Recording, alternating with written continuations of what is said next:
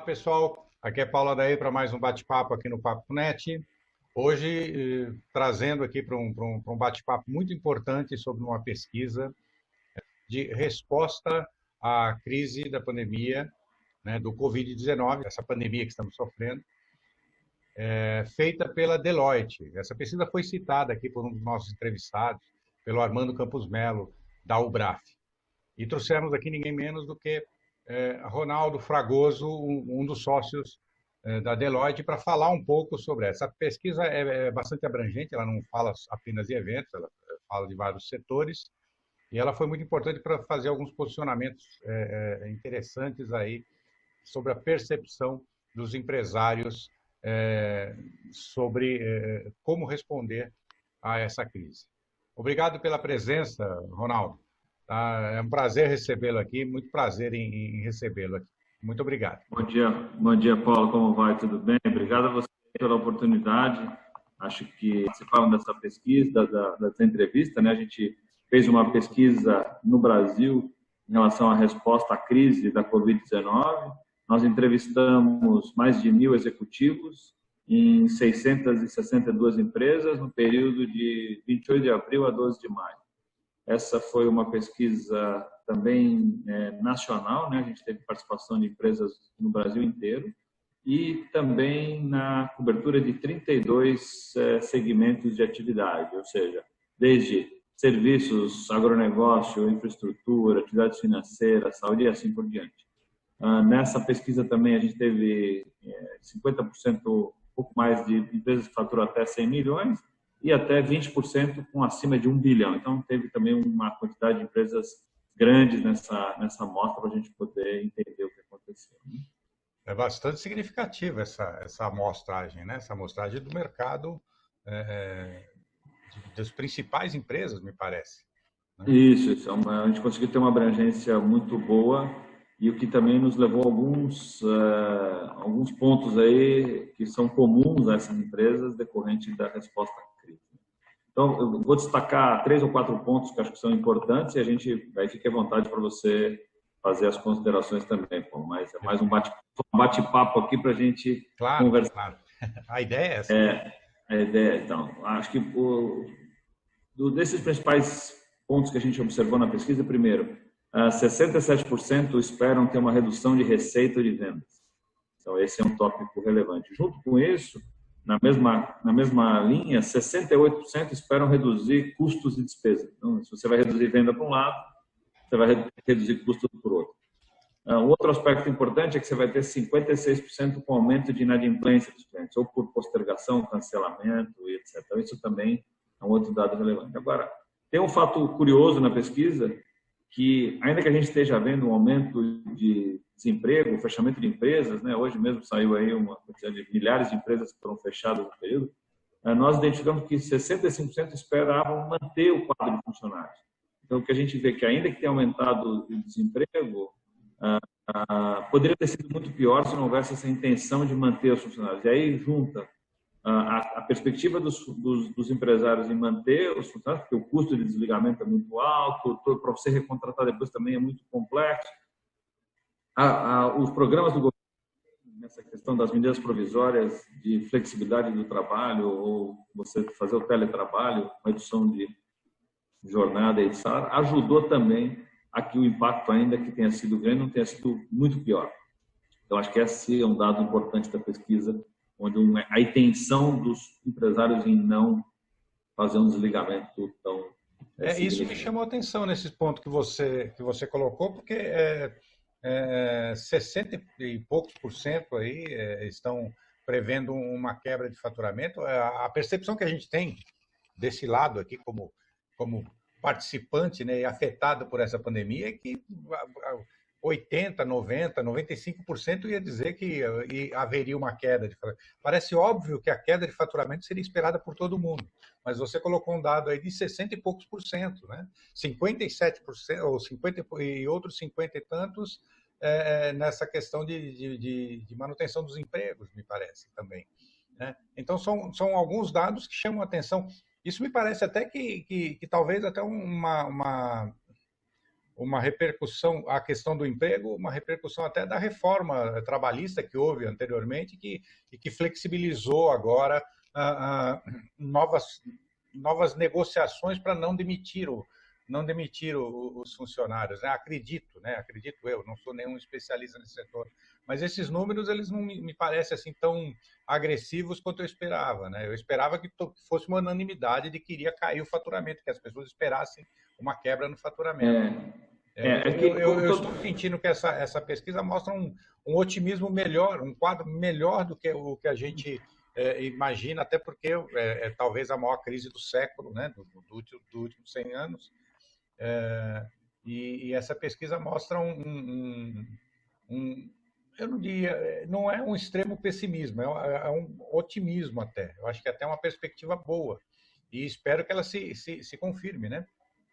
O que acontece aqui, Paulo, aqui na verdade, como toda crise, né? Acho que, como você falou, essa é uma crise que a gente não tem na história, né? Nenhum de nós aqui vivenciou, né? Ela é comparada aí à crise da gripe espanhola, há mais de 100 anos, ninguém vivenciou isso aqui, né? Um comparado aí difícil de fazer atualmente. Sim. Eu já vi quem comparasse com a gripe espanhola, mais a quebra da Bolsa de 29, né? Isso, a quebra da Bolsa também é outra que... A combinação das duas, né? Exatamente. Então, assim, o maior fator dessa crise, diferentemente das outras, né? A gente teve aí nos últimos 20 anos tanto a crise do mercado financeiro, a gente teve crise de segurança na época do atentado de 11 de setembro, que também parou todo o sistema de aviação do mundo, mas essa aqui, o problema, diferentemente das demais, é porque ela tem um fator de incerteza que é o tempo. Sim. Veja que a gente cada país está sofrendo de um jeito, o Brasil ainda, nós estamos no meio da crise, né? A gente não saiu dela ainda e já estamos discutindo se pode haver uma segunda fase da crise.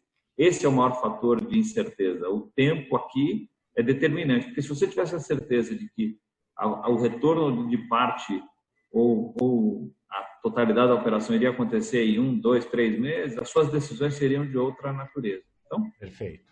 Num momento como esse, alguns setores tiveram diretamente impactados. Então, por exemplo, o setor, né, que a gente olha na própria pesquisa, o setor de hotelaria, lazer, turismo e eventos como um todo, ele foi muito afetado porque teve que simplesmente da noite para o dia parar a operação e ter que, ou seja, suspender e fechar da noite para o dia. Isso é muito relevante. É mesmo a questão das empresas aéreas que a gente viu, né, e hotelaria conjuntamente e eventos sofreu junto.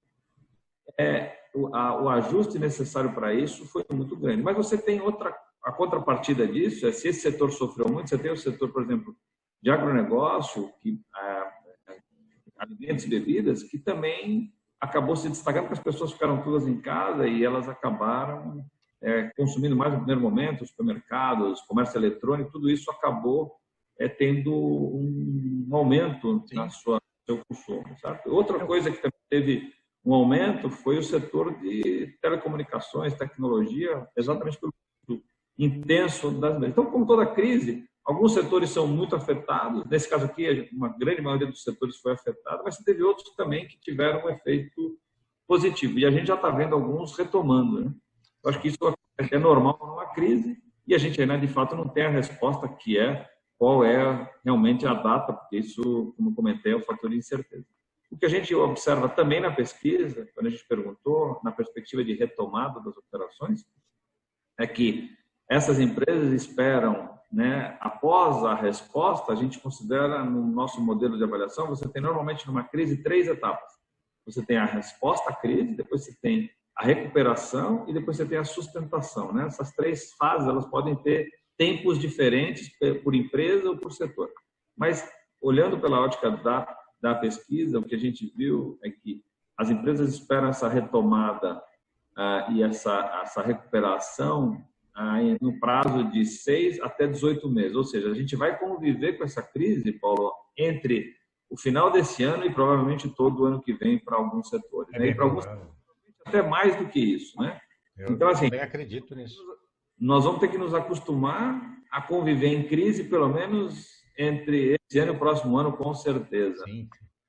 Até porque se fala em vacina só para o meio do ano que vem, né? Apesar da Rússia ter publicado recentemente, acho que anteontem, de que pretende fazer 30 milhões de doses de vacina até o final do ano, mas ela não tem essa vacina aprovada. E 30 milhões de dólares, 30 milhões de doses, temos que reconhecer que é insuficiente para uma população de 7 bilhões de pessoas. Então, também não vai resolver muito. O interessante dessa pesquisa é que ela mais ou menos bate, inclusive, com as previsões dos especialistas da disponibilidade de uma vacina, né? Que estão falando no meio do ano que vem essa vacina, e é muito provavelmente que até se vacinar todo mundo ainda vai se levar esses 18 meses. Ou seja, a perspectiva dos empresários, ela mais ou menos está sincronizada com uma perspectiva dos próprios especialistas médicos, né, que estão cuidando disso. Tá? Um dos tópicos aí que a gente avalia, né, Paulo, também, se a gente olhar do ponto de vista econômico, né, as projeções, né, de Banco Mundial, FMI, etc., dão um cenário bastante ruim, tanto globalmente quanto aqui no Brasil, né? Estamos falando em retração do PIB aí de 6%, 8%, a gente não sabe se vai ser um pouco mais, essas previsões também vão mudando ao longo do tempo, mas, de fato, a gente vai ter um efeito econômico gigantesco.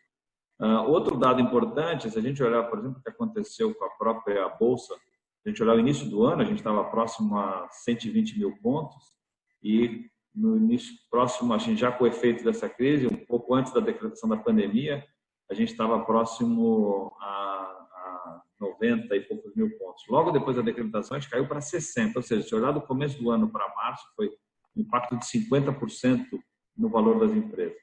Então, por que agora a gente tem até uma perspectiva mais positiva, né? Porque se você olhar agora, a gente está chegando próximo a 100 mil pontos, significa que, olhando pela perspectiva do futuro, o mercado já começa a enxergar que vai haver uma recuperação. A gente não sabe exatamente se vão ter ainda um nível de volatilidade grande, né? Porque essas situações entre remédio, vacina, alguns setores, etc., pode variar muito, e a gente sabe que isso vai acontecer, mas já é um sinalizador de que o próprio mercado enxerga que vai acontecer algum nível de retomada. Então, acho que esse é um outro dado importante.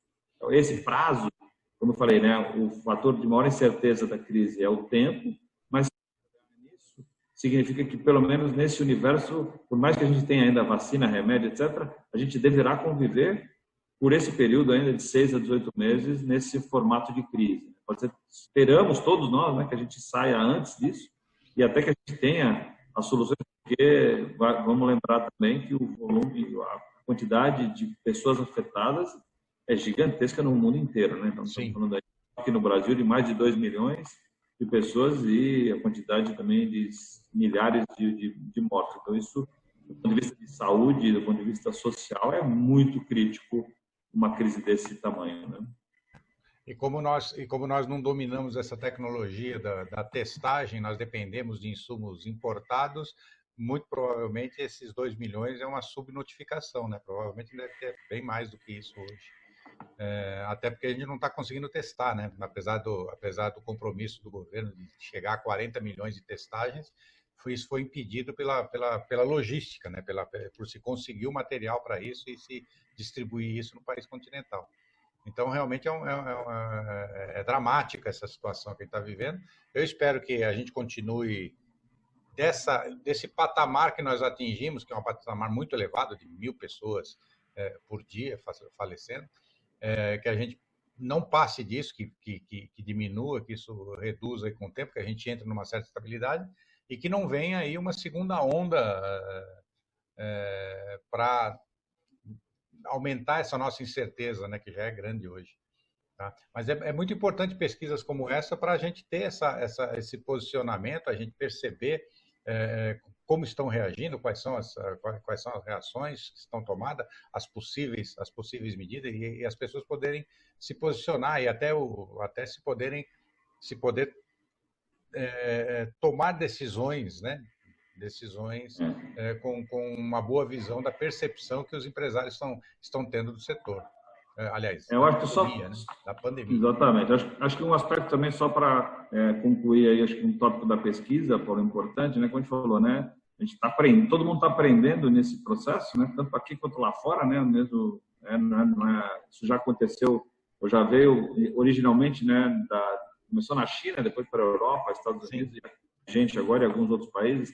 Então, todo mundo está fazendo. A gente tem também a operação, né? A Deloitte opera no mundo inteiro. A gente aprendeu um pouco também com o que aconteceu nos outros países e trouxe um pouco dessa experiência. Mas um dos dados da pesquisa que é interessante a gente mencionar é que, antes da crise, você tinha, por exemplo, a questão de comitê de crise ou plano de gerenciamento de crise das empresas eram mais ou menos entre 20% e 25%.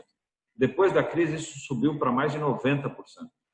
Então, veja que a quantidade das empresas que estabeleceram algum mecanismo, tanto de acompanhamento, através dos planos de gestão de crise, como estabelecer comitês de crise para acompanhar, já que isso vai passar, em grande parte, a ser uma estrutura permanente por conta do tempo da crise, isso é um dado da pesquisa também super importante. Ou seja, a crise trouxe com ela uma mudança estrutural dentro das empresas para como lidar com a crise.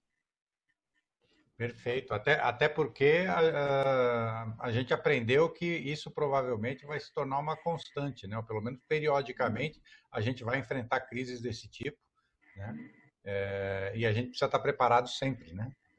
Tanto que os países que sofreram aquela crise sanitária do SARS há 10, 8 anos atrás estavam melhor, se saíram melhor no enfrentamento dessa crise, porque já estavam preparados lá, já tinham expertise da crise anterior que chegou a atingi-los. E agora essa nos atingiu, então a gente está preparado para as próximas, estamos preparados a reagir, aprendemos, né, a reagir ou a nos preparar para essas reações.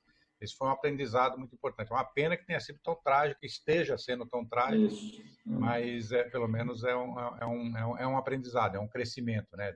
Toda a crise é uma oportunidade de crescimento. Ronaldo, muito obrigado. Estamos chegando ao final aqui do nosso bate-papo. Eu, por mim, ficava falando mais um pouco aí, mas eu acho que aí já sai do nosso escopo desse primeiro bate-papo. Convido você para voltar, para a gente voltar a falar. Será um prazer. Essa pesquisa atende vários setores. A gente foi até instigado a chamar vocês aqui pelo setor de eventos e pelo setor gráfico, que é o nosso setor aqui do Papo Net. Mas fica aberto aí o espaço para a gente conversar sobre outros aspectos e sobre outras informações. Essa pesquisa é muito rica, esse trabalho da Deloitte é muito rico, acho que tem muitos aspectos para a gente abordar aí. Muito obrigado pela sua presença. Eu gostaria de deixar o espaço aí para as suas considerações finais aos nossos seguidores. Não, é isso. Então, Paulo, muito obrigado pelo convite. Esse material está à disposição no nosso site, então no site da Deloitte tem vou colocar aqui o link direto para o pessoal acessar. Pode colocar o link, pode baixar o material, e lá no material também tem um guia de como é que as empresas têm que se preparar e quais as áreas, né? Essa pesquisa cobriu 6 áreas, que foi governança da crise, questão de gestão de pessoas, impactos financeiros, cadeia de suprimentos, a parte de vendas e receitas e tecnologias e meios digitais. Então, ali tem boas sugestões para as empresas poderem fazer uma análise do que são esses aspectos críticos que a crise trouxe. Mais uma vez, meu muito obrigado aí pelo convite. Ficamos à disposição também para outros bate-papos como esse. Muito bom compartilhar com vocês aí, Paulo. Nós é que agradecemos aqui pela colaboração, pelo enriquecimento aqui do nosso conteúdo aí, com essas informações tão relevantes. Muito obrigado. E, pessoal, se vocês curtiram, cliquem no like aí, ou cliquem no dislike, digam onde é que a gente está errando para a gente poder melhorar, digam onde é que a gente está acertando para poder aprimorar, façam suas sugestões. Quem ainda não se inscreveu, se inscreva, ative as notificações aí para poder saber quando saem os nossos novos bate-papos.